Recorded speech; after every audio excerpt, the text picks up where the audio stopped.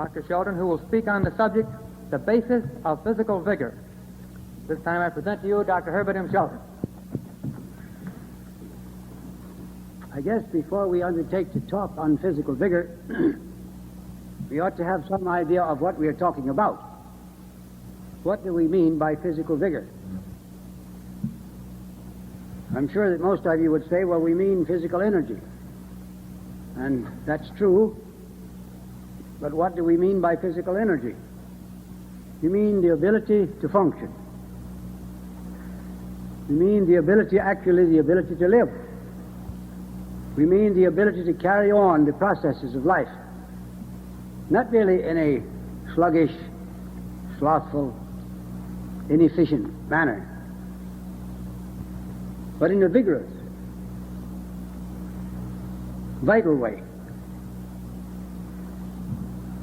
We mean the possession of power in function, power in action, stamina also in our daily life. And this has as its basis the same basis that life as a whole has. I pointed out to you this afternoon that all life has certain basic needs without which we cannot live, without which we cannot grow, without which we cannot develop, without which we cannot maintain the normal repairs resulting from everyday wear and tear of the body, without which we cannot heal wounds or broken bones, without which we cannot reproduce ourselves. These normal needs of life are the elements of health, they are the elements of vigor, they are the elements of stamina, they are the elements upon which we must depend in order to live at all. This is the positive side of vigor. To supply our bodies with adequate quantities, adequate qualities, proper proportions of these essential and basic requirements of life, without excesses or deficiencies of any, is the basis of vigor. It is the basis of health. It is the basis of resistance. It is the basis of everything that is worthwhile in living. Without them, we weaken, we sicken, we die. Even the absence of such a thing as iron in our bodies would result in speedy death. Now, we have about enough iron in the human body of a man of 150 pounds that if we could extract it all to make about 2 carpet tacks. That isn't much iron. And yet, if that iron were completely absent, it would be impossible for us to take up oxygen and carry it to the cells of our body, so we'd smother to death as a lack of oxygen, from a lack of oxygen in a very few seconds. This gives you some importance, I think, some idea of the vital importance of an adequate supply of all the essential needs of life. This supply is essential not merely to life itself on a low negative plane, but it is essential to life on any high positive plane. So that in our eating, in our drinking, in our breathing, in our sleeping, in our working, in our exercising, and all, we need to supply the body with adequate quantities and qualities of each of these, to the end that we may have that vital vigor. Now, most of us are eating, most of us are drinking, most of us are sleeping a little bit. Most of us do what we have to do in some ineffective and inefficient way to meet the needs of life. It is impossible for man to escape completely from the normal elements of nature's system of hygiene without dying quickly. So that all through the ages, even though man has abandoned the primitive way of life, although he has abandoned the normal sources of supply and has learned to depend upon altered and artificial efforts maintain life, he has not been able to completely divorce himself from the normal, natural sources of existence. And if he ever does do so, he'll, as I said, die. There's another side to this vigor question, and that is the negative side. I'm going to begin this by reciting a little personal experience that I had when I was a high school boy. My father would not permit me to go out in the evenings and go to shows and so forth during the week. He required that I remain at home in the evenings and get my homework. So I studied sometimes far into the night. I'd stay up sometimes as late as 2 o'clock in the morning studying. I was young and I was vigorous, and in spite of the fact that sometimes I studied very late, I would wake up at the same time the following morning that I would if I went to bed early. I would get up at the same time, and I would bounce out of that bed with vigor, ready for activity, ready for my day's work or my day's activities. On Saturdays, however, I was permitted to go to the show. And there was a group of us boys who would walk to town on Saturday nights. I lived in a small town. We had about a mile walk into the city. We'd walk into town and we'd stop in what we used to know as an ice cream parlor. Some of you older people will remember the ice cream parlors. You younger ones will have to dream about what they were. But we'd stop there and we'd have some soft drinks. I got into the habit of taking Coca-Cola. And I'd usually have 2 glasses of Coca-Cola before going to the show, and then we'd come back and stop at the ice cream parlor on the way back, and I'd commonly have 2 more glasses of Coca-Cola before going home. Then I'd go home and I'd go to bed, and the next morning, instead of bouncing out of bed at the usual time, full of pep and energy, I couldn't wake up. I couldn't get my eyes open. I was languid. I was depressed. I was weak. I was sleepy. And I would stay in bed sometimes till 10 o'clock in the morning. Then I'd crawl languidly out, dress, and I'd get out and do a little running or baseball playing or something of the kind and work up a little circulation, and I'd begin to feel better. This went along for some time, and I began to wonder why.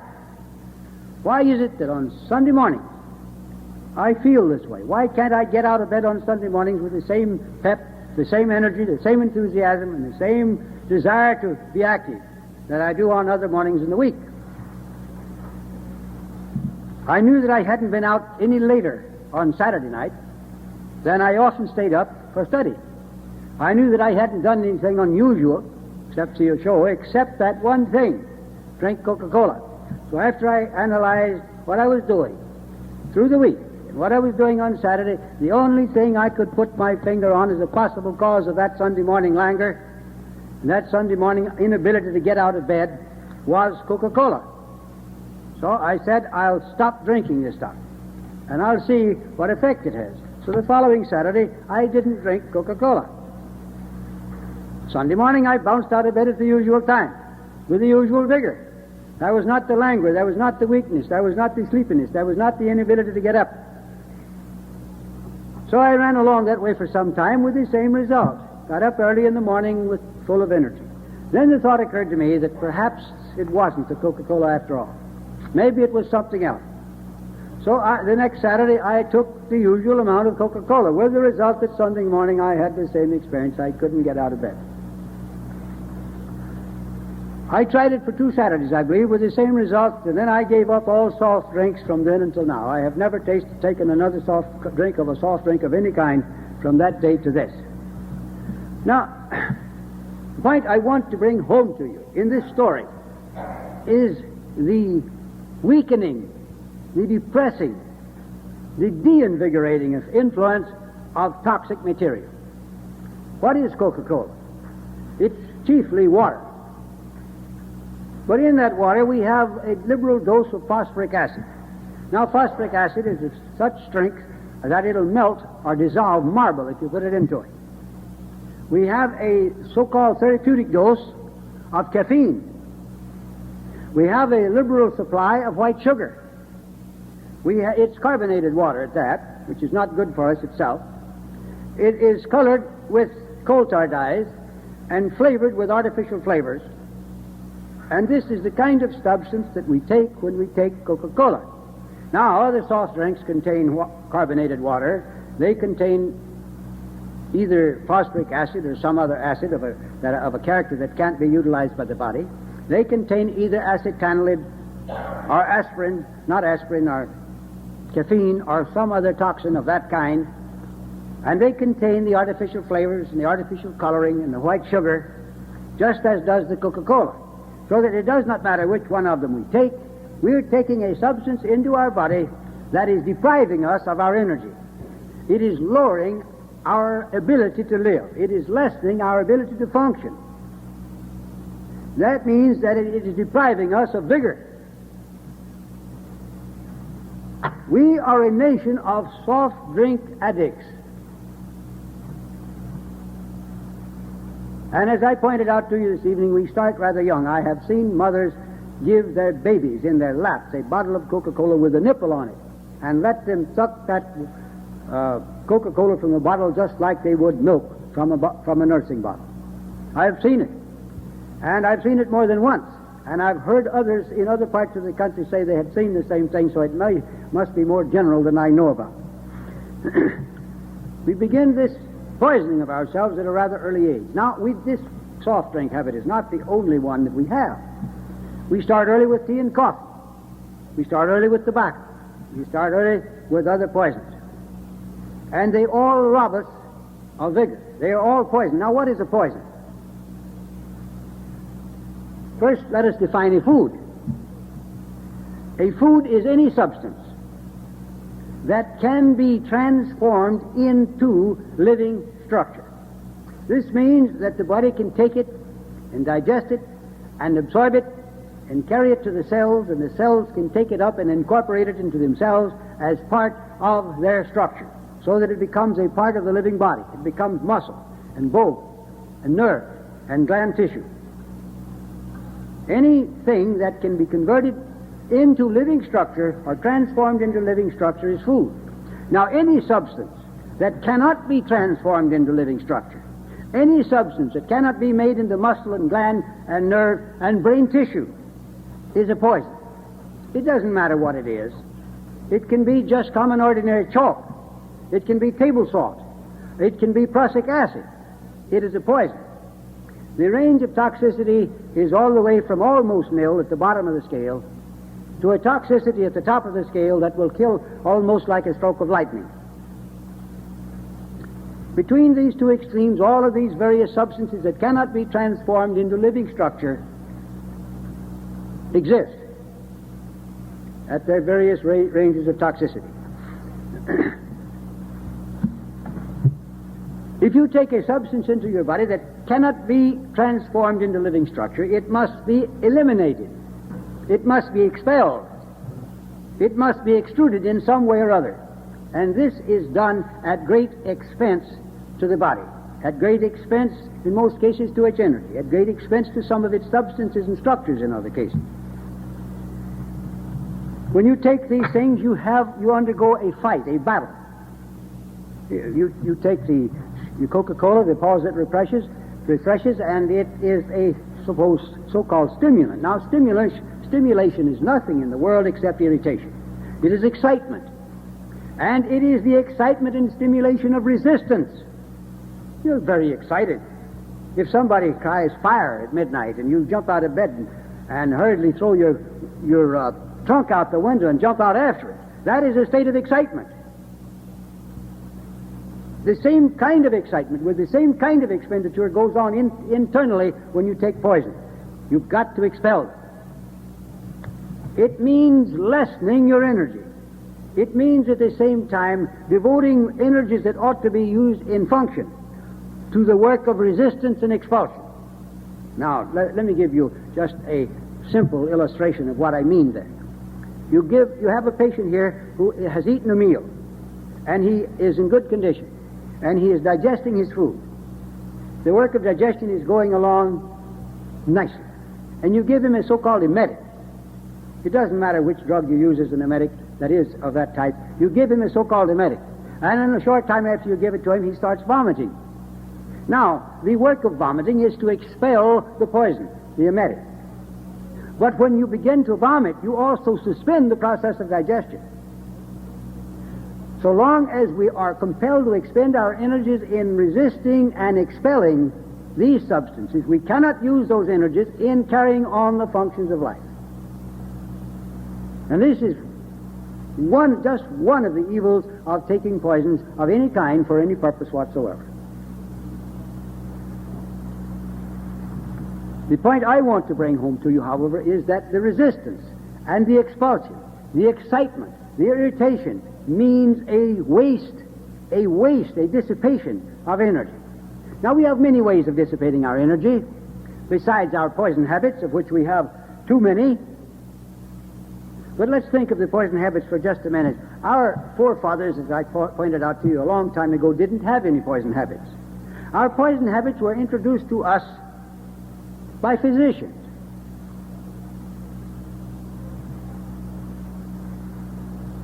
Alcohol was originally used as a cure for disease. Morphine was originally used as a cure for disease. People didn't get the morphine habit in the past, except they were made into morphine addicts by physicians. Nowadays, pushers are getting young people to develop the morphine habit without going through the old route. But salt was originally used by the physicians to treat disease, and we began to use it to our food, add it to our food later. Pepper and salt and spices of all kinds were originally used as so-called medicines. At the time that Columbus sailed the ocean blue in his effort to find a water route to India, one of the chief articles of commerce that was brought over to Europe from India was spices. Now, these spices were not used in foods at that time. As a matter of fact, they cost so much, $50 to $60 to $75 an ounce. Now, how many people in Europe at that time could afford to pay such prices for spices to add them to their foods? They were too expensive even for the poor to use as medicines. But that's what they were used for. They were used as so-called medicines. Now, later they were removed from the medicine cabinet into the kitchen, put into the pantry, and we began to add them to our foods. All of our poison habits have come to us in just that way. They were first used as so-called medicines, and from medicines they became habitually used. But each part of the world was originally confined to one or two poisons that grew in its own vicinity. The American Indian, for example, here in this part of the world, used tobacco. Out in the West, peyote was used. Down in South America, chocolate and cocoa, all the same. They used that. They had poisons that grew in their own locality. In Arabia, the people used coffee. In India and China, they used tea. In China, they chewed the leaves of the betel. In various parts of the world, they used various types of poisons, but they didn't have a collection of them as we have. We import them from all parts of the world.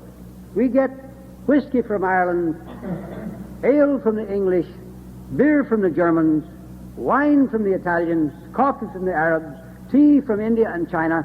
We just bring them in, and we got tobacco from the Indians. We bring them in from all parts of the world, and then we manufacture some in the form of soft drinks for ourselves.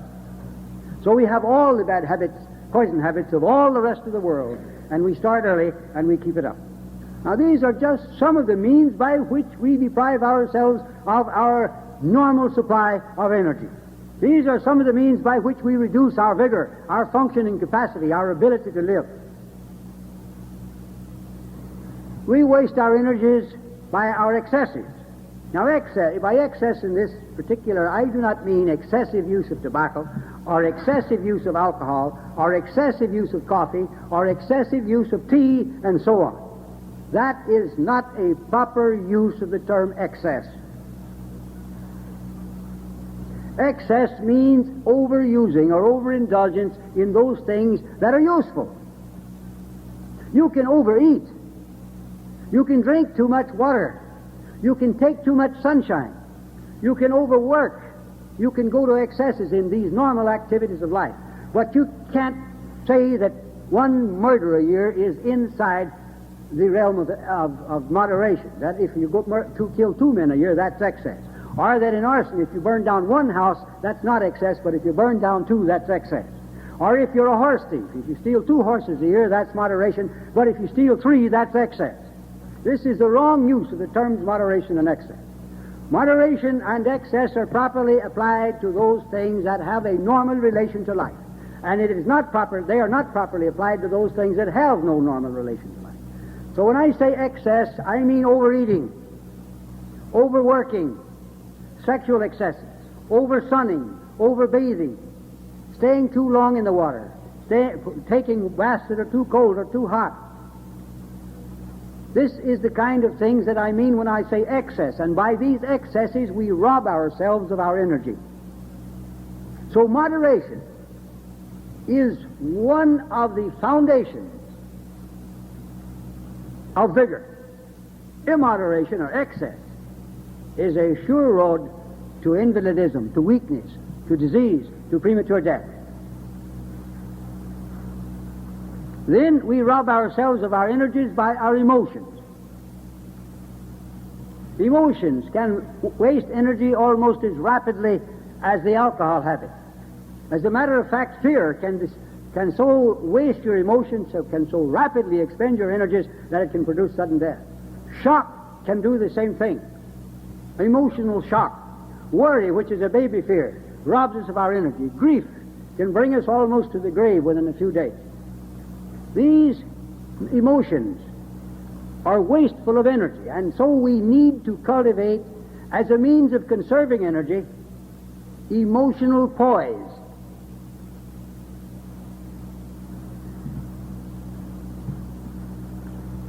I saw once this incident.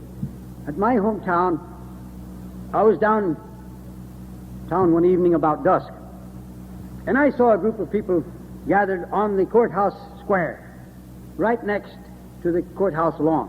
And somebody was talking. And my curiosity led me to go over and see what was going on. And just as I arrived at the place, I saw one man strike the speaker and knock him down. The man had a Bible in his hand, and as he went down, he sat on the curb that went around the courthouse lawn. With a smile on his face and glory, hallelujah, on his lips, he rose up and started on with his preaching. As he did so, the young man struck him a second time, and down he went into the same sitting position, and again, with a smile on his face, a glory, hallelujah, on his lips, he came up, still preaching.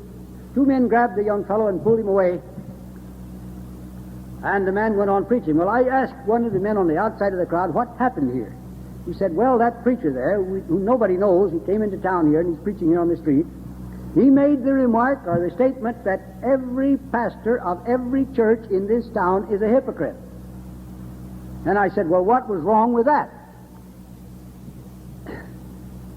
And the man said, well, nothing perhaps, but the father of that young man is the pastor of the biggest church in the city, and he resented it. All right, the point of the story is that this particular preacher had cultivated emotional poise. There was no sign of fear in this man when he was knocked down either time. There was no sign of anger or of resentment. There was just a smile, and he got right up and went on with his preaching just as though nothing had happened.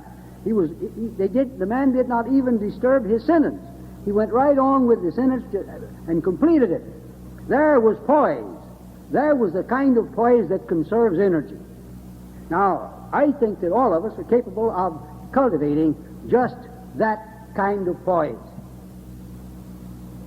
I think that we're capable of so cultivating such a high degree of emotional poise, of equilibrium, that we too can conserve our energy and stop dissipating them or wasting them by our emotional activity.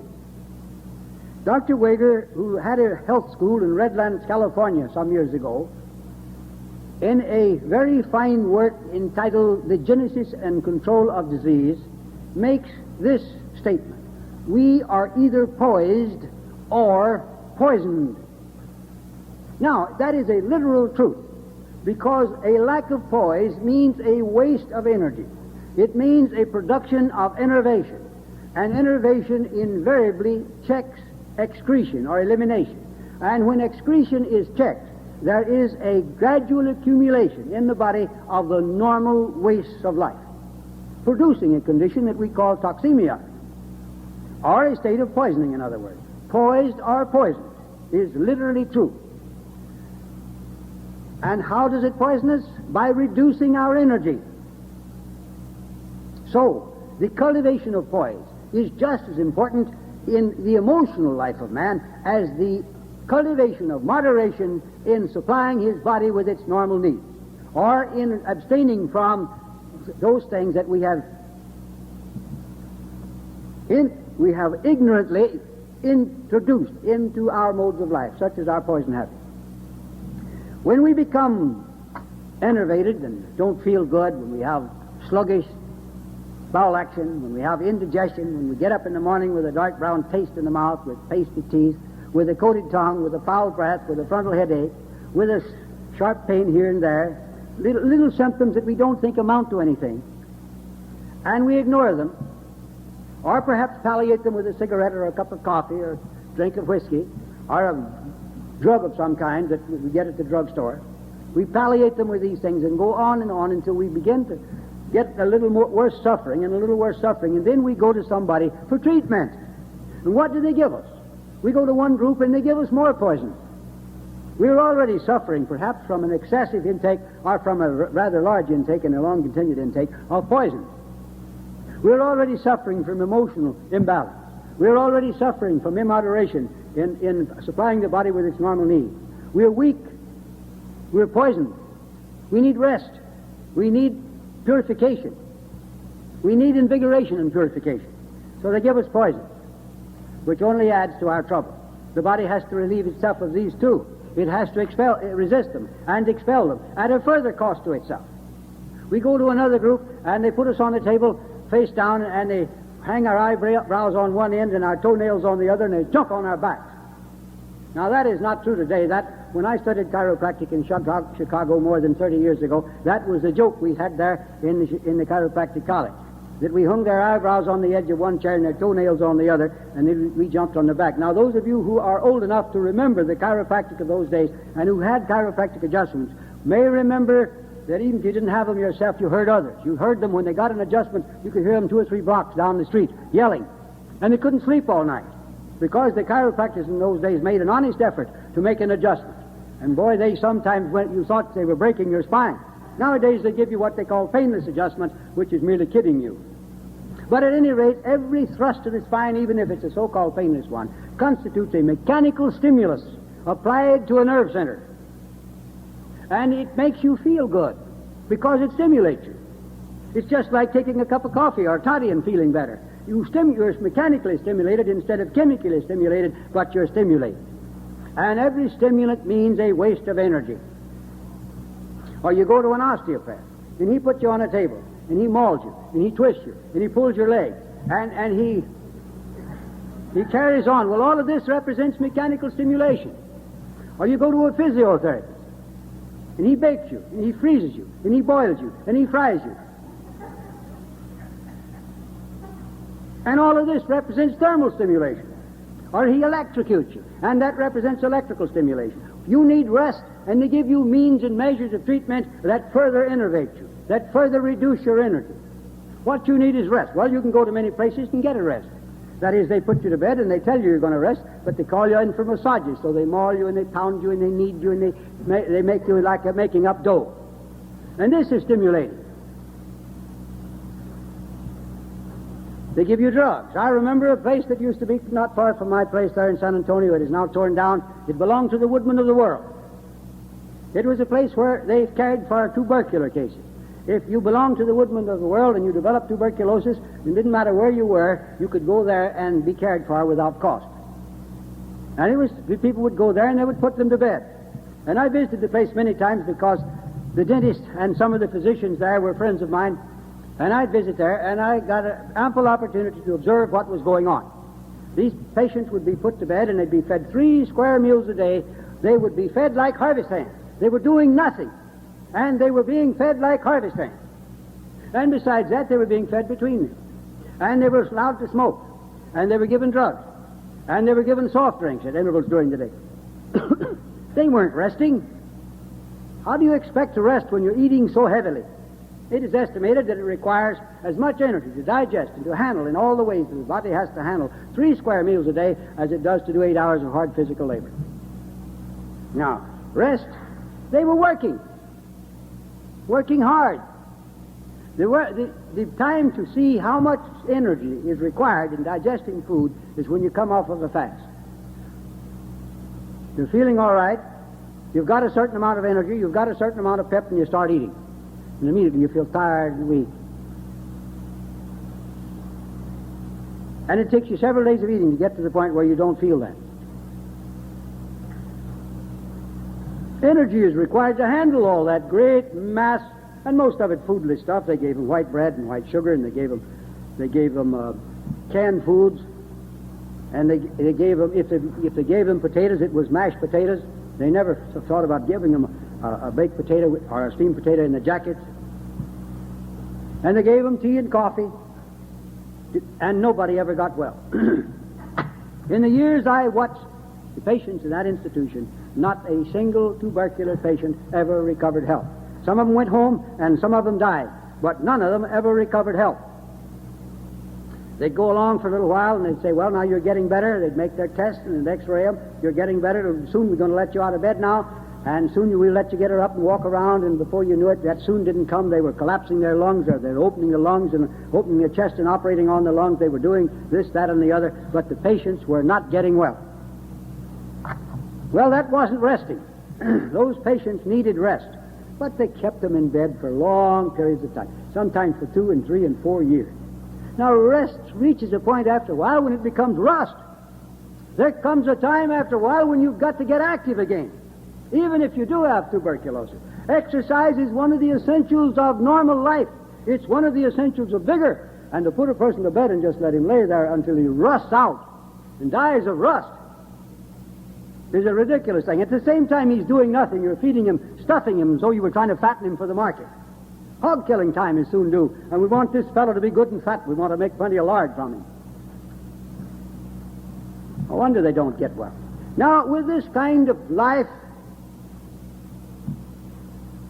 stimulant habits, excesses, emotional over-irritation, treatments that are more deadly than the mode of life itself, how do we ever expect to have normal vigor? How do we ever expect to have good health?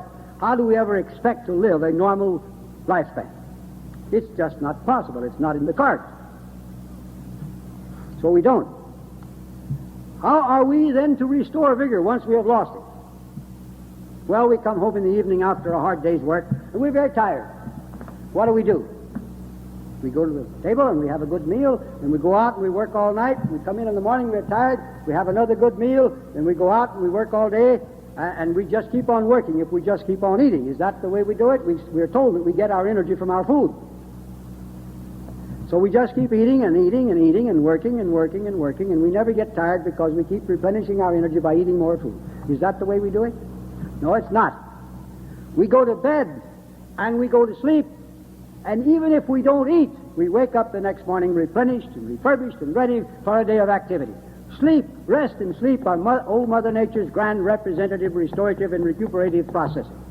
Rest and sleep are the means by which we restore energy. These are the conditions that are required for the restoration of energy. But of course we've got to stop the expenditure on the one hand. We've got to stop all nerve leaks and then get our rest and sleep. Stimulants don't give us strength. They force us to expend the strength we already have. They leave us weaker, not stronger. And that's the reason we keep returning to them. We take a stimulant, we feel good, we're peppy, we're energetic, and then the stimulant wears off, as we say. It means we've eliminated it, and we feel weak. We feel languid. We feel like I did when I took the Coca-Cola. So how do we remedy a condition like that? We take another stimulant. And now we feel good again. And as soon as that wears off, we feel the same way, so we take another stimulant. So the essence of addiction is the misery that is caused by the prior use of the drug. We take the stimulant to give us again that feeling of strength that the drug has robbed us of. Is it a narcotic we take? Well, take a morphine addict.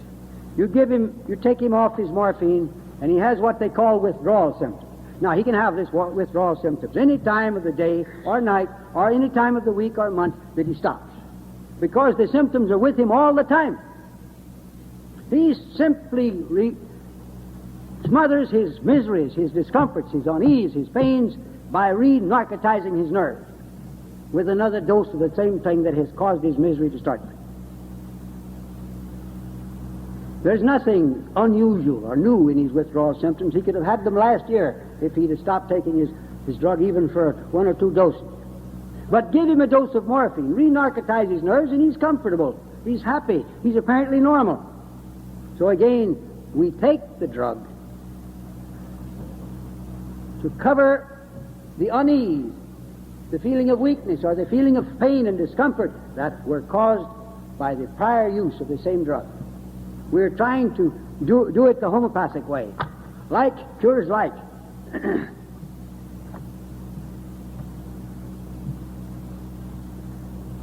We need rest, not stimulants. We need rest, not narcotics.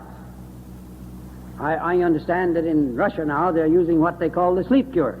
They're giving people drugs to make them unconscious. We do the same thing in this country. We give them drugs to make them unconscious. If you can't sleep, take a sleeping pill. Now, nobody ever goes to sleep when they take a sleeping pill. They become unconscious. They're in a stupor. They're not asleep. Sleep is a physiological condition. This is a pathological one. This is a state of poisoning.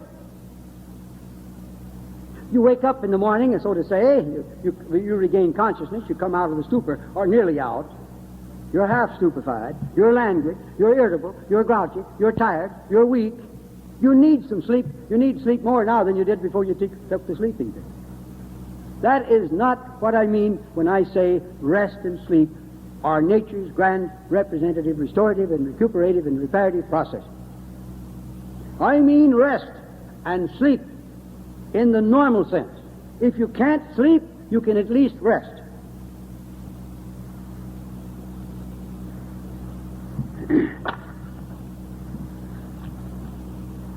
Many times I've found that I was too excited. After a lecture, for example, last night rather, I didn't get to sleep until rather late at night. After a lecture of that kind, you find yourself to be excited, and you just don't fall asleep right away. But I find that if I just relax and lie quiet and not worry about not sleeping, the next morning I'm refreshed and invigorated anyhow.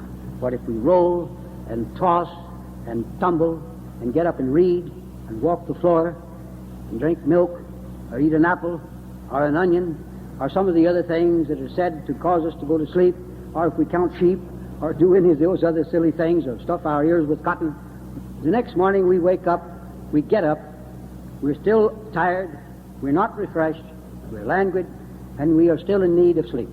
If we learn to relax. Now, it's estimated that in a state of thorough relaxation and sleep, about 6 nerve impulses a minute reach the muscle. In a state of tension and sleep, about 30 nerve impulses a minute reach the same muscle. This shows how much importance we should attach to relaxation. We should learn to relax. We should practice relaxing. We should cultivate the art of relaxation. That is one of the things that we need in order to conserve our energy. Relax, relax, relax.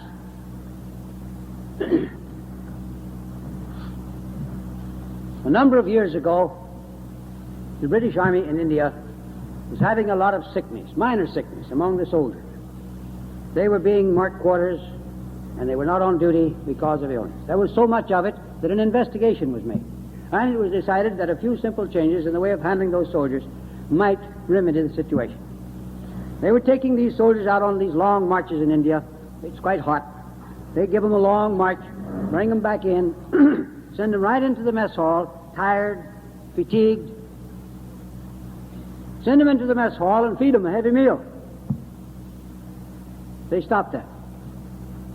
They'd bring them in off the marches. They'd send them to their bunks. for rest and relaxation. And after a period of rest and relaxation, then they sent them into the mess hall and let them eat. With that simple process, that one simple change in the way of feeding those soldiers, they reduced the illness in that British Army by 50%. Now why? Because when we are fatigued, we do not have digestive power. To eat a big meal under such conditions is to eat it and to guarantee indigestion. To relax and rest and to recuperate so that you've got digestive power means that you'll digest your food. So, by that simple change, they reduced the illness in that army by 50%. What do? Are you eating while you're tired and fatigued? Do you rest first? Do you relax and recuperate some and then eat? You should. You'll have better digestion if you do. We have as our golden rule in hygiene, if you're not comfortable in mind and body from one meal to the next, miss the meal. You can miss 2 meals or 3 or more if that much is required in order for the restoration of physical comfort or mental poise. Be poised. Be mentally comfortable or be physically comfortable before you eat. And if the discomfort comes between meals and it passes off before the next meal time comes around, miss the meal anyhow. Why? Well, let's see. You have here a patient. She is enjoying her meals. She is digesting them well. Everything is going along lovely, and then Sunday comes.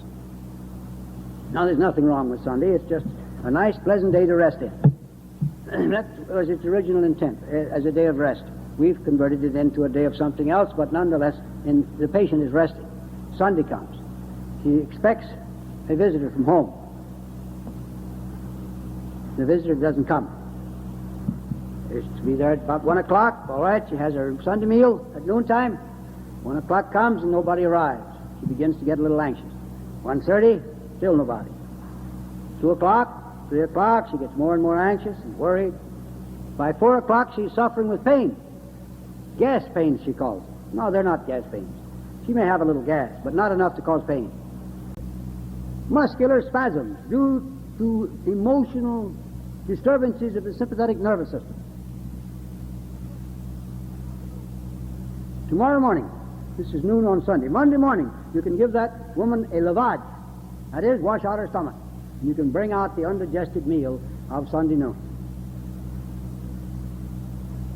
Now, if she should calm down, and if that pain should cease, or that discomfort should cease by, let us say, 4:30 or 5 o'clock, it would still not be wise to eat that evening meal. If you're not comfortable from one meal to the next, miss the meal.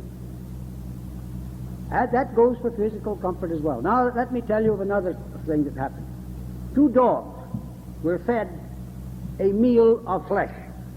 Each of them was given the same size meal. One of them was chained to a tree and left at home. The other dog was chained to the rear axle of a buggy and forced to trot at a rapid pace for about 4 hours, going around in a circle and arriving back at the starting point at the end of that time. After this 4-hour period, the meals were recovered from the stomachs of the 2 dogs. The dog that had been resting at home under the tree had almost completely digested his food. The dog that had been forced to trot for 4 hours behind that buggy had hardly started to digest his meal. Now, we feel that we can't work through the morning unless we have a big breakfast. And we can't work through the afternoon unless we have a big noon meal. Actually, we don't digest our breakfast because work stops the process of digestion. We don't digest our noon meal because work stops the process of digestion. If we have to have food to work on, we can't work on what we eat at breakfast because it's got to be first be digested, then it has to be absorbed, it has to be carried by the bloodstream to the cells, it has to be incorporated into those cells as part of themselves before it can be used in work. And this takes more than 4 hours' time. So, what you eat for breakfast cannot possibly contribute to the work you do in the morning. What you eat at noon cannot possibly contribute to the work you do in the afternoon. You're working this morning and this afternoon too on the food you ate yesterday. And only on that part of the food that you ate yesterday that you digested. The food that you didn't digest isn't doing you any good at all.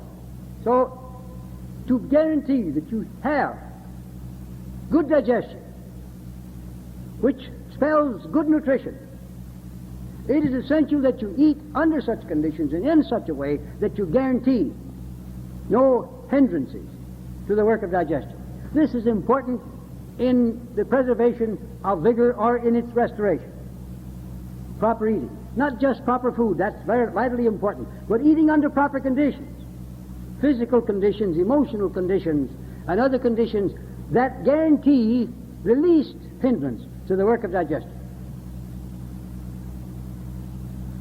This is also one of the reasons that proper combinations of foods are so important. We eat the most haphazard combinations of any people in all history. We mix together more foods at one meal than any people in all history. And we also spend more millions of dollars a year for Alka-Seltzer, Bellans, Tums, and things of that kind than any other people in all history. They're making millions out of us because of our indigestion, when all we need to do is make a few simple changes in our mode of life and in our mode of eating to avoid indigestion. We can save not only what we pay on the drugs, but we can save also on food supplies and on other costs. And we can be better nourished, and we can have greater vigor.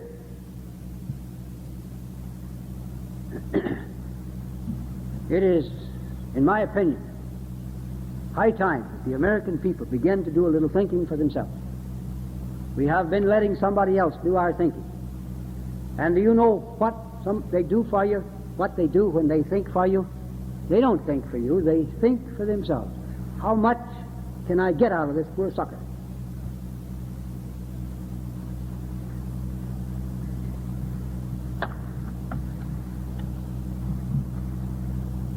How much has he got? You call in a physician today, and the first question he asks you, have you got insurance?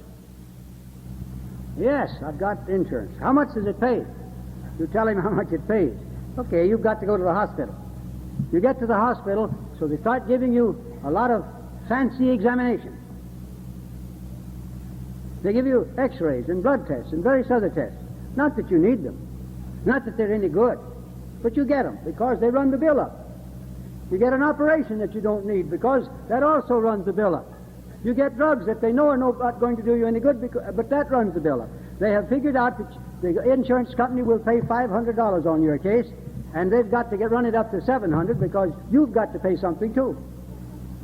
It has become so bad that certain of the insurance companies in Boston and elsewhere are right now operating their own places to care for their insured people, and they're not letting the physicians handle it. They've rented hotels, and they're putting their insured people into the hotels, and they've got their staff of nurses in there handling their patients.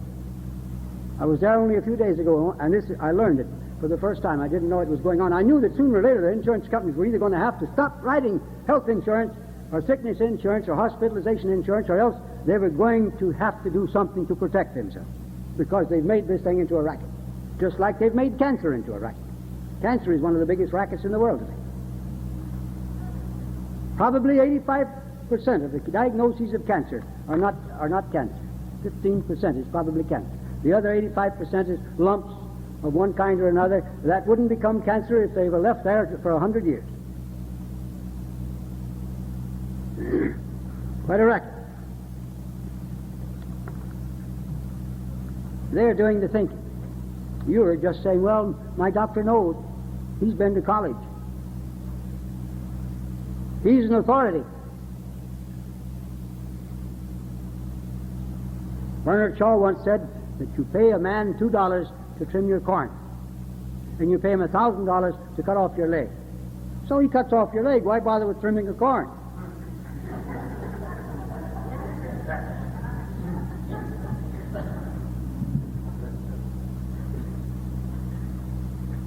These things are funny in a way, yes, and I don't blame you for laughing, but they're serious, they're tragic.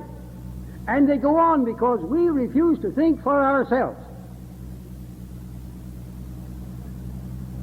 We need to do a little thinking for ourselves. We need to cultivate a little responsibility, personal responsibility. We need to accept the fact that we are responsible beings, that we build our own diseases, that we are the architects of our own misery. No, we like to pass the buck and say, God sent this disease upon me. The devil invaded me. The stars got in the way. A germ crawled in under my toenail. A virus got in through my tonsils while my guard was down or something. And these viruses and these germs, they hide around in dark places where you can't see them, and as you pass by and your guard is down, they jump on you out of the dark and they crawl in you.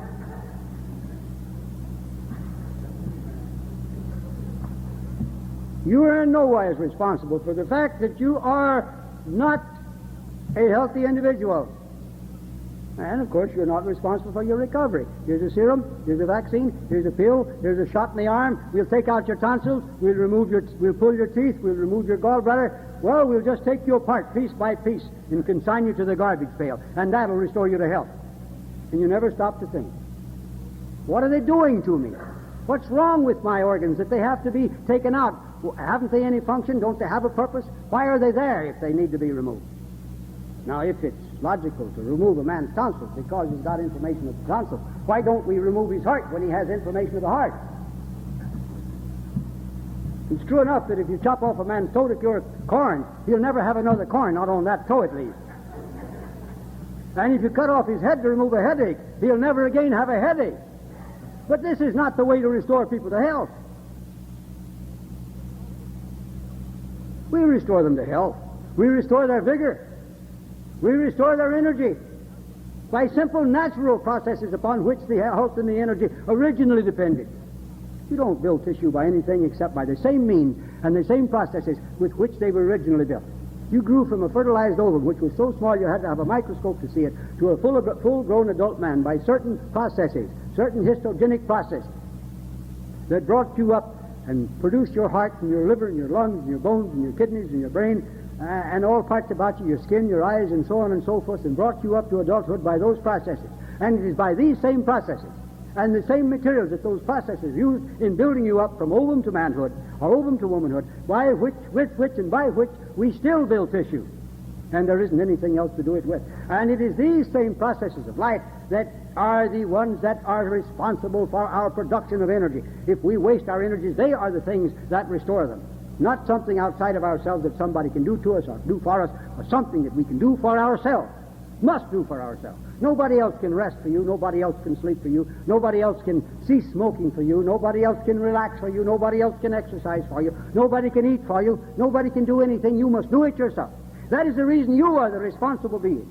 That is the reason you must learn to shoulder your own responsibility and stop trying to put the responsibility somewhere else. It belongs to you. It behooves you then to do a little thinking, to acquire a little knowledge, to be able to guide yourself and not depend on somebody else who's going to think in a way to bring your shekels out of your pocket into his. I remember a number of years ago I was with this New York Evening Graphic. I had a daily column in the Graphic, and I had in the Saturday edition, didn't have a Sunday edition. We had the magazine section and the rotogravure section on Saturdays. And I used to have a full page and sometimes two-page spreads in the Saturday edition dealing with health.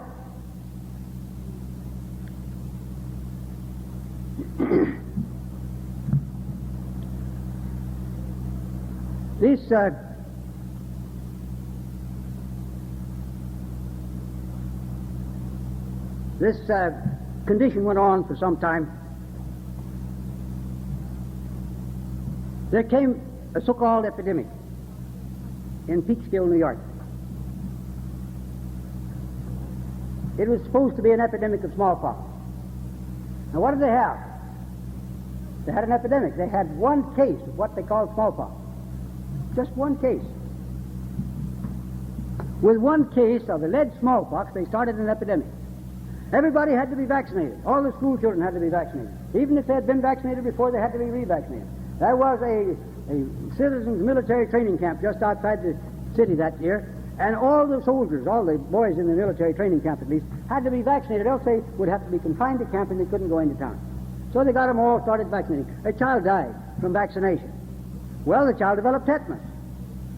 They gave the cause of death as tetanus. They said that the child had been playing in the garden, and it had gotten garden soil into the site of vaccination, and that was the way the infection started. I challenged that with an article in the Graphic, and I showed from standard medical works and reports of the United States Public Health Service that vaccination itself causes tetanus. I challenged it. I also challenged them to make 100 incisions in my skin in various parts of my body and take garden soil from various parts of that garden and rub it into those incisions to prove that the infection from the garden soil caused the tetanus. And I said there is no smallpox in Peekskill. All they have is a case of ivy poisoning. That was published in the newspaper.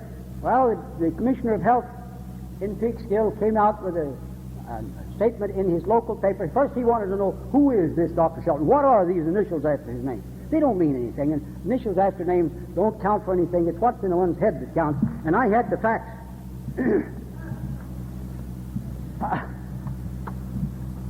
He said, we do have smallpox in Peekskill. And the child did die of tetanus. The death certificate said so. Well, he made out the death certificate. But he didn't accept my challenge. He said, we do have smallpox. They only had the one case. About a week later, the New York Times published a story on the front page. The case of smallpox in Peekskill has turned out to be a case of ivy poisoning. I beat him to the scoop by 1 week. He didn't utter a peep. When the Times said it was ivy poisoning, he kept his mouth shut. But when I said it was ivy poisoning, he wanted to know, who is this guy and what right has he to talk? What kind of an authority is he? Now, this is the way they think for us. They think in a way to sell their wares. I remember we sent a man down to Philadelphia in 1926. In 1925, they had a vaccination epidemic in Philadelphia. Now, I didn't say a smallpox epidemic, I said a vaccination epidemic. They worked it up in this way. In the newspapers, in the Sunday editions of the newspapers, they carried full-page articles each Sunday telling about the ravages of smallpox in the Middle Ages. Now, those ravages of smallpox in the Middle Ages are not only grossly exaggerated, even the amount of smallpox they had in the Middle Ages is grossly exaggerated. In the first place, there was no differential diagnosis at that time. And everything one had, every type of skin eruption, measles, scarlet fever, and various other types of skin eruptions were diagnosed as smallpox. It was not until the time of Sydenham that smallpox was differentiated from scarlet fever and measles. And that alone cut the incidence of smallpox by more than half, just by differentiating the disease. Well, it cut the death rate of smallpox too. But at any rate, they told these stories. In each article, they emphasized the value of vaccination in preventing smallpox. After they thought they had the public well softened up, well brainwashed, they sent out 30 letters. This was done by the H.K. Mulford Company and one or two other companies that were manufacturing vaccines. They sent out 30 letters to 30 selected physicians, and they said, be on the lookout for a case of smallpox. Well, one of them picked up a Negro down in the Negro section that was said to have syphilis, but he diagnosed the case as smallpox. And with this one case, they started an epidemic. And they began vaccinating everybody. Well, in Philadelphia, they used to go in there and rope off an area and put guards all around, and then they'd go from house to house, apartment to apartment, room to room, and they'd look under the beds, and they'd look in the closet, so nobody got away. They wouldn't let anybody out until they had the whole section vaccinated. And the epidemic kept growing. Every day more new cases were reported, and more new cases were reported. It was becoming a serious affair. But they were getting ready for the sesquicentennial the following year, and wealthy men, local men, were putting a lot of money into this thing, and they expected to get their money back plus a lot of profit. So they met one evening with the Board of Health in Philadelphia and said, now look here, this thing has got to stop. We're going to lose money. This epidemic must come to an end. The next morning, the headline said, epidemic wanes. That afternoon, the headline said, no new cases. The following morning, there was a little 4-line item on the back page. The epidemic came to a sudden end Well, we sent a man down from physical culture offices to investigate that thing down there, and he got a hold of a member of the Board of Health, a physician who was on the Board of Health, who resigned in protest against the raw deal that the people in Philadelphia was getting from this drug company. He got to him, got the story, and then went to the records, and this is what he found. For a period of 10 years, prior to that year, Philadelphia had had an average of a little more than 600 cases of chicken pox each year, and about 7 cases of smallpox.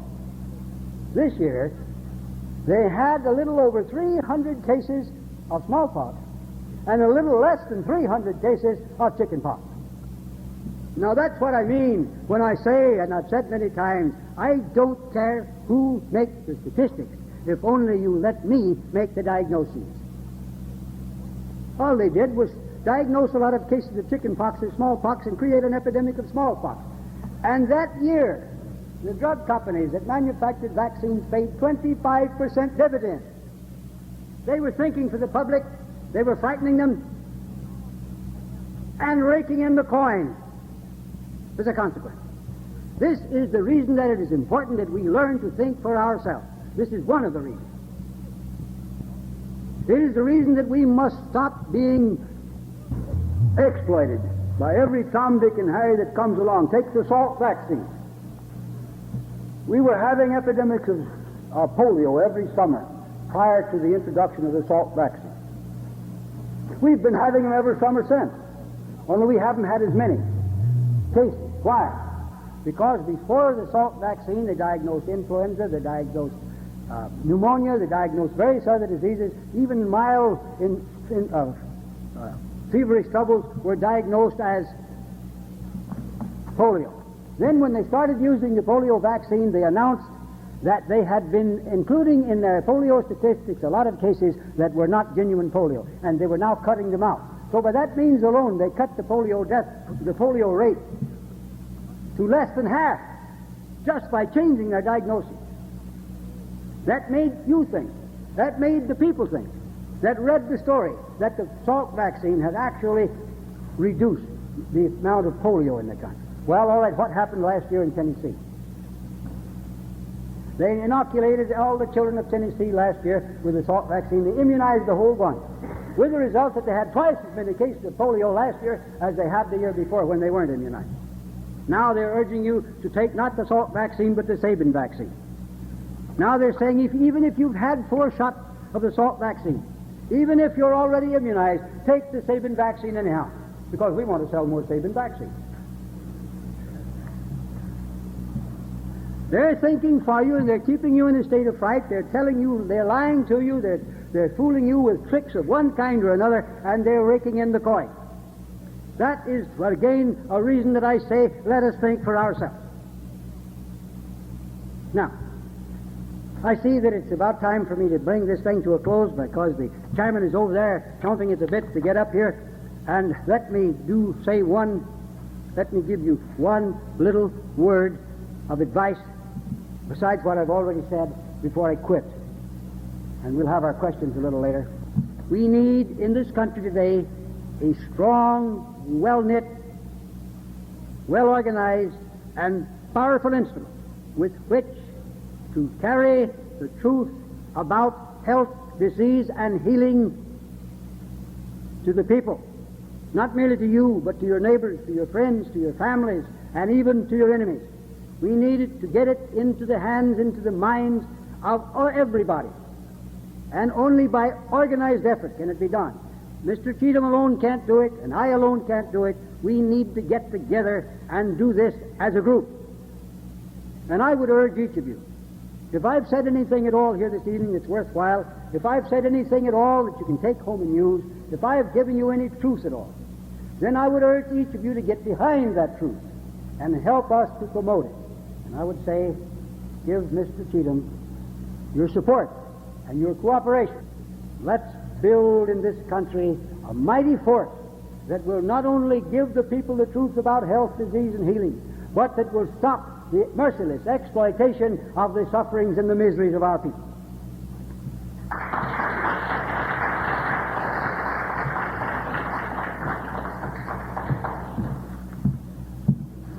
Thank you, Dr. Shelton. Well, those that were here this afternoon, I'm sure, found this message most interesting as well, and those that have heard Dr. Shelton for the first time, I'm sure will remember this message for quite some time.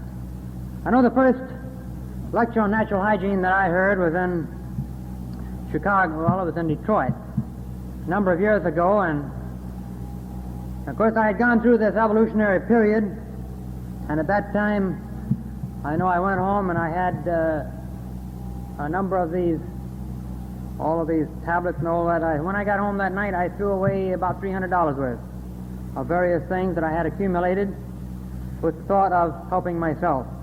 Remember one bottle of tablets that I'd gotten especially for my wife, amino acids and so on. $28 I paid for it.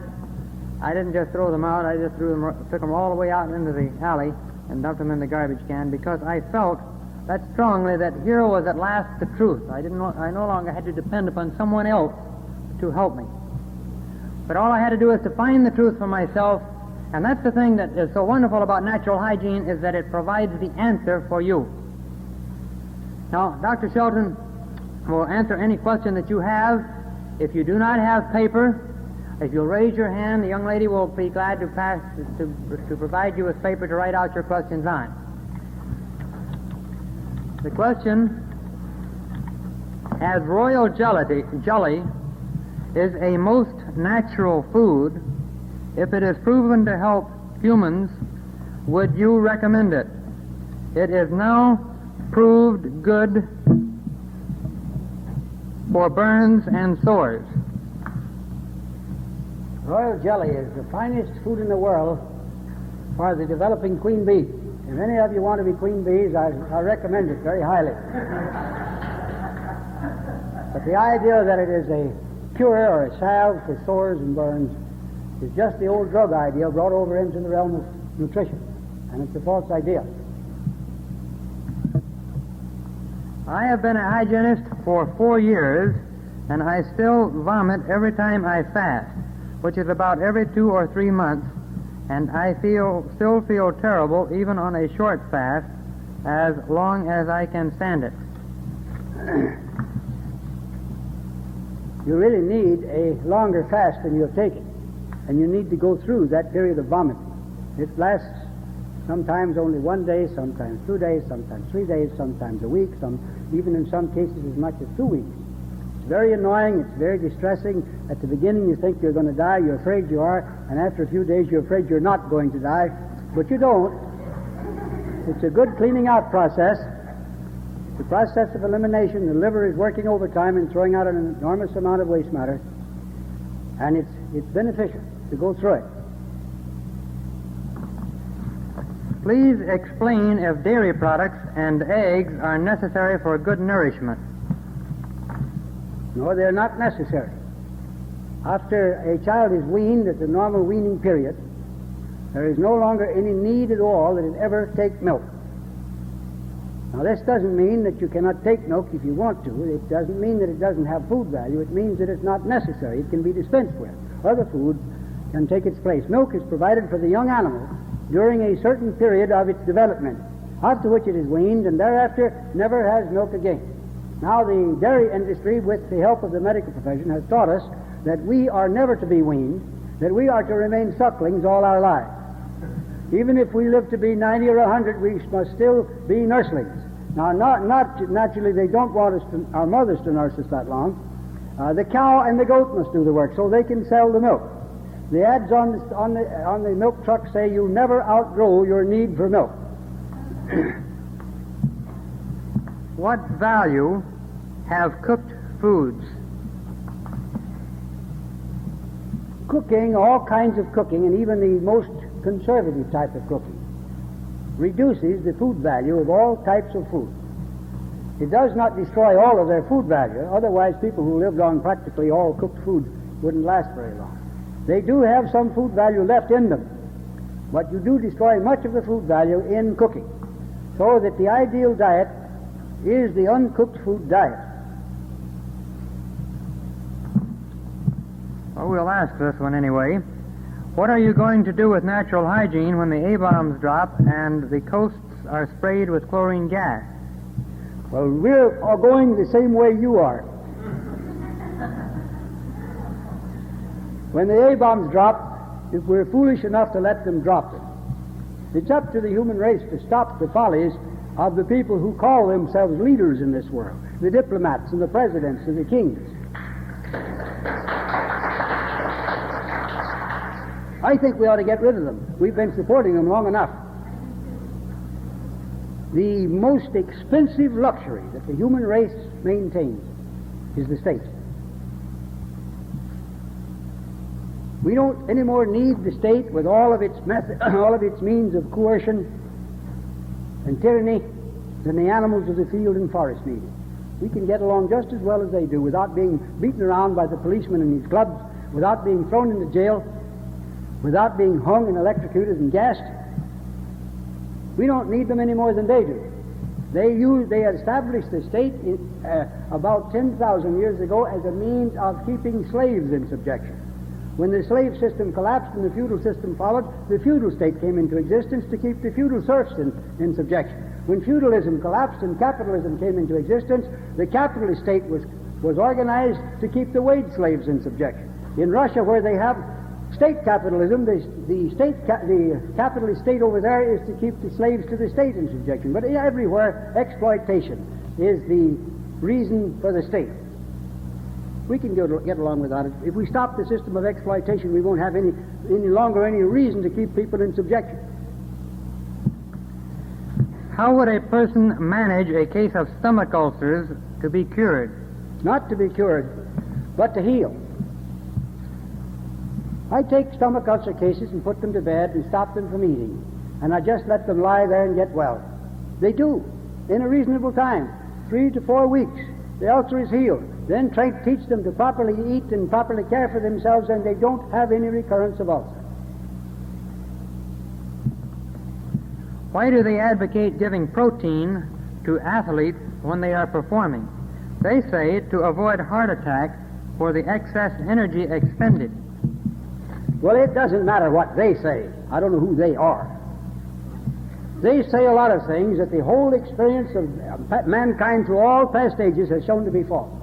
Athletes didn't take protein before they performed in the past, and they didn't die of heart attack. Isn't it ridiculous? It's like giving us salt tablets in hot weather. Now, I didn't eat salt tablets when I grew up as a young fellow working in the fields in Texas. And it gets hot. And my father and my grandfather didn't take them. And I went down into the tropics, and I didn't find the people in the tropics taking salt tablets, but it's necessary. Who said it was necessary? I have a friend who lives in Nicaragua. He came up here about 2 years ago. He said, Dr. Shelton, what is this story that we have to have salt tablets? And I explained to him the theory behind it and why. I said, are they doing it in your country now? He says, they've just commenced to introduce it. After all these thousands of years that people have lived in the tropics, they just now found that they need salt tablets. And they just now found that athletes need a lot of protein just before they perform to keep them from dying of heart trouble. Can you imagine? Jack Dempsey, who is still living, he never died of heart trouble. He's still living. He didn't eat a heavy meal of protein before he went into the ring. As a matter of fact, the athletes refrained from eating before going into the ring. They refrained from eating before going out on the track to run. Can you imagine Murray Rose, the fastest man in the water in the world today, who was brought up as a vegetarian from infancy and who is still a vegetarian and who's beaten everything that the world can throw at him, both at the Olympics and since? Can you imagine Murray Rose having a big meal of protein before he goes in for a swim? He doesn't. I know him.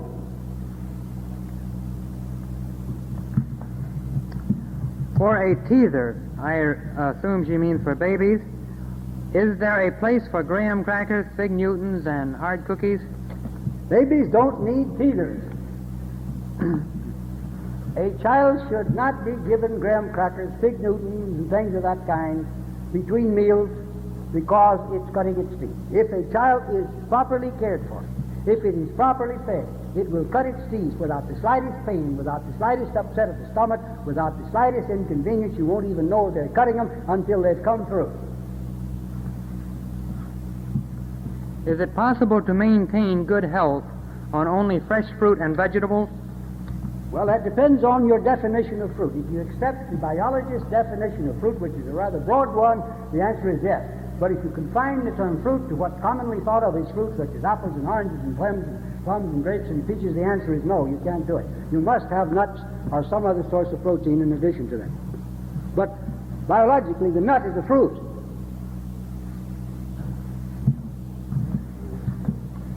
What do you think of a banana diet?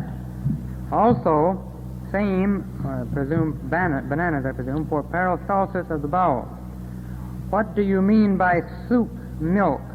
Explain a little more fully how much to drink and when. I think by soup milk, whoever asked that question got the wrong impression. I didn't say soup milk. Soup, milk, vegetable juices, fruit juices. I named each item separately. There should be a comma between soup and milk. You know what milk is and you know what soup is, but soup milk, I never heard of it either. I don't blame you for wondering. Banana diet.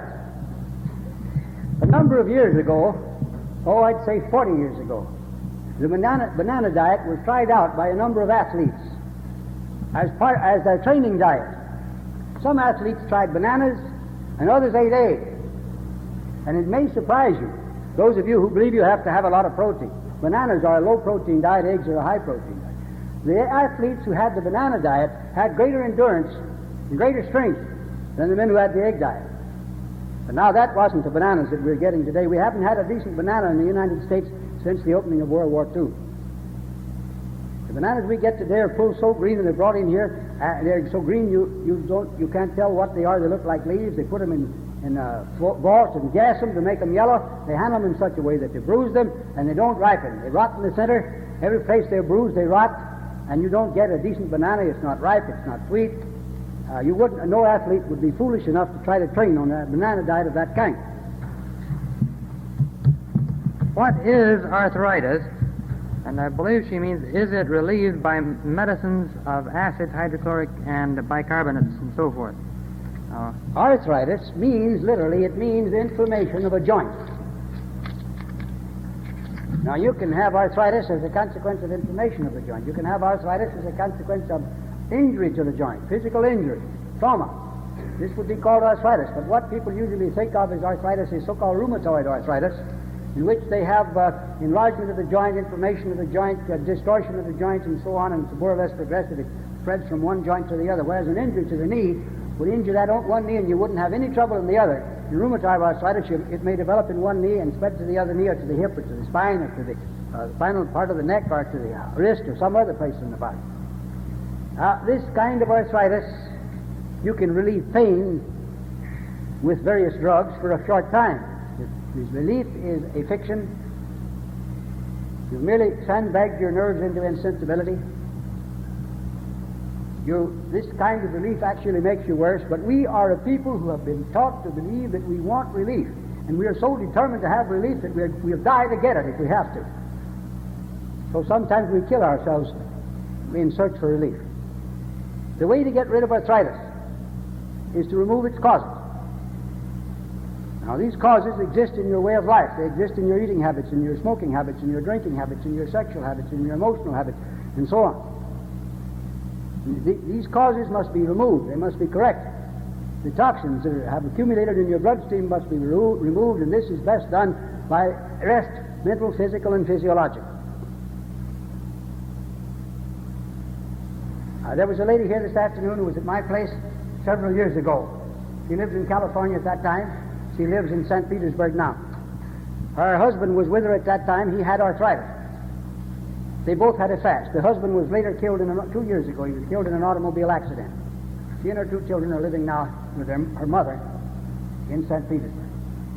He said, "Do you remember how rapidly my husband recovered from his arthritis?" I said, "Yes, he did. He was there only 5 weeks. And in less than 5 weeks, he was free of his arthritis, which he had had for several years, but which hadn't become a very extensive or a very severe case even at that time. Arthritis can be very severe in a short time, and very much deformity can take place, or it can take years for the same amount of deformity to occur, depending on the patient and his mode of living. This case made a very rapid recovery. Others require a much longer period of time depending on their condition. That's all the questions, Doctor. right. And I want to thank you very much for making the trip down to Tampa, and it was certainly a pleasure to have Thank you you. here. And I want to say, in saying goodbye, that I'm happy to have had this opportunity to address you, and I hope you will join with Mr. Cheatham after I leave and help us to carry the truth about health, disease, and healing to the people of these United States. In this locality in particular, it will be your work, and to the world as a whole. Hygiene originally belonged to mankind, and it still does. They should be brought back to a realization that man's original way of life, which conformed to the laws of life, is the proper way for him to live now as it was in the past. Thank you very much, and goodbye.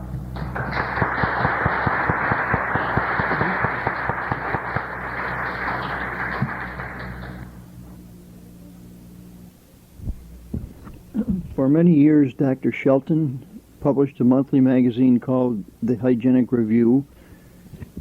Copies from the last year of issue are still available. Reading from some of the titles here, I see Why You Have Arthritis, The Basis of Normal Function, Nature's High Road to Health, Alternative Schooling for Children, A Way of Life, Your Marvelous Heart, Stomach Ulcer, The Unity of Disease, Natural Law and Natural Hygiene, How to Make Yourself Over by Self-Programming. If you're interested in any of these, you can obtain a list of what's available and the price by sending a self-addressed stamped envelope to Willow Publishing, W-I-L-L-O-W, that's Dr. Shelton's daughter, P.O. Box 6636 A.H., San Antonio, Texas, 78209. Another excellent book is The Life and Times of Herbert M. Shelton, written by Gene Oswald. Besides explaining how Dr. Shelton came on to hygiene and why he devoted his life to it, it covers the basic principles of natural hygiene and the laws involved and so forth. It's an excellent introductory book. It's available from Franklin, F-R-A-N-K-L-A-N Books, 11815 West Somerset Drive, S-O-M-E-R-S-E-T, Franklin, Wisconsin, 53132. Now, another excellent source of books and other materials is from Get Well, Stay Well America. You can write for their catalog. 4390 Bidwell, B-I-D-W-E-L-L Drive, Fremont, F-R-E-E-M-O-N-T, California, 94538. I have heard many people who have embraced hygiene say that their rapid return to health was a miracle. Now, the dictionary gives the definition of a miracle as an event or action that apparently contradicts known scientific laws and is hence thought to be due to supernatural causes, especially to an act of God. A remarkable event or thing, marvel. Now, I recently came across what I think is a good definition of a miracle. It was published in 1881, and I think the author's name was Johannes Levi. Now think about this definition. He said, miracles are events which surprise those who are ignorant of their causes. If you have any comments on these tapes by Dr. Shelton, why, feel free to write or send a cassette. My address is P.O. Box 110, Pullman, P-U-L-L-M-A-N, West Virginia, 26421. This is Everett Wybert, and the remainder of this side of the cassette is blank.